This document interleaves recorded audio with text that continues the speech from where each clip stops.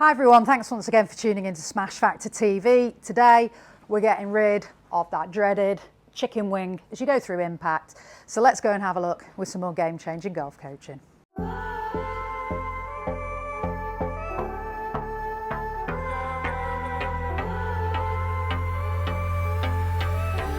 So today we're going to help you get rid of that chicken wing as you follow through in your golf swing. And chicken winging really is a product of not quite having the correct sequence of rotational movement on that downswing. So if we just go through that, if you're turning your body in the correct order on your downswing, you would end up that you set your knees and your pelvis, that you then rotate your rib cage and your upper body in, you then deliver your arms down to the ball and then release the speed of the club head through the ball as the last thing in that chain reaction.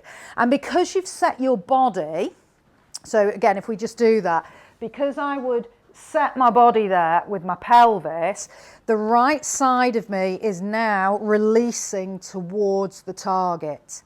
So as I come to swing through, because I've got my body in that set position, as I now accelerate the club through the ball, my arms can extend through impact, so I don't end up with a chicken wing. If I'm not releasing that right side of my body through, and I'm holding that right side back because I haven't quite set my legs and I'm going more with my body and my arms, the acceleration in my arms and in the club will mean that the club head gets to the ball before my legs and pelvis are in a set position to accommodate that speed. And as the speed goes through, the club is going to keep it, it's not going to slow down, but the body's not catching up. So the right side of me here is not releasing towards the target. That now means I can only get my right hand this far across my body instead of this far out away from my body if I was releasing that right side through. Because I can only get this far across my body, the left arm has to buckle, and so I end up with a chicken wing. And also I'll end up that will tend to pull the club to the inside of the target line as I swing through, and I'll struggle to release the club head down the target line at maximum speed. So it's going to give us lots of issues there. Directional issues because the club head's being pulled across the target line and too much to the inside once you've hit. So difficult to hit a straight shot and out of the centre of the club. And a strike issue because as you're doing this movement here, the handle's getting pulled up away from the ball, so the club head's moving up away from the ground, so we're more likely to thin the ball. So we need to move in the correct sequence. I'll put a link into a video here that I've done before on sequencing that will help you with that.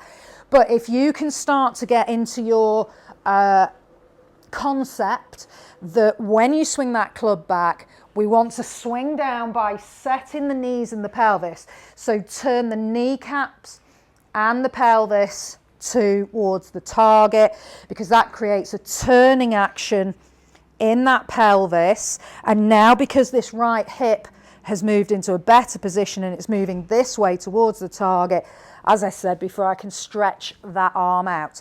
Now this is a really good tip for you, and I use this quite a lot in the studio. If you just get a core slider, you don't have to get one of these, but they will basically make, when you put this under your foot on the floor, they'll give you no friction or reduced friction, so you can now move your feet around.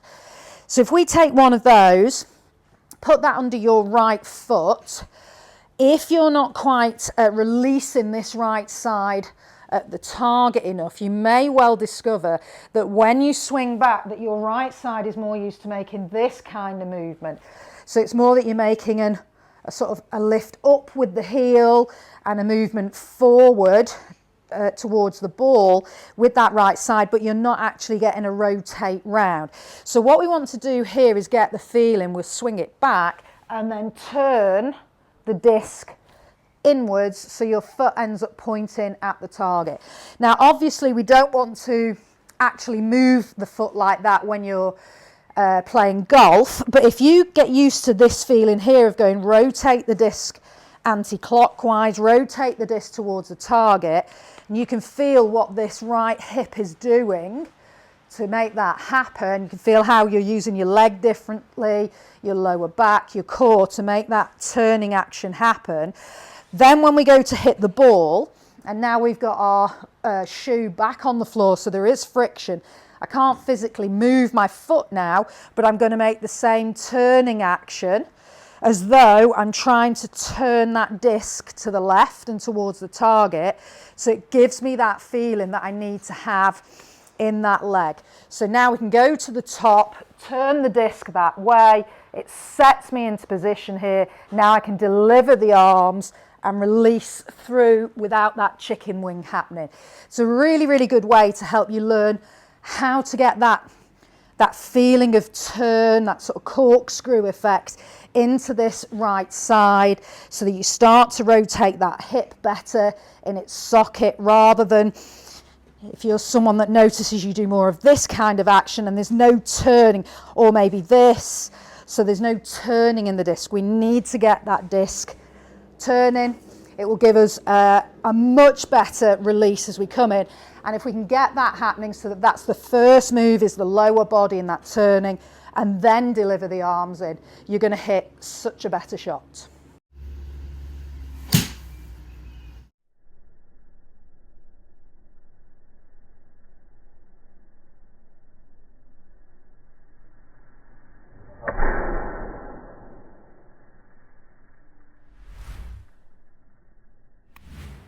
So have a go at that to get the feeling of what that right side feels like it's doing differently when you make that turning action.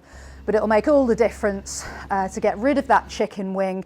You'll get the legs set, you'll get the pelvis turning, the right side's not holding you back, so now you can rotate through and extend that right arm. It's another game-changing golf tip.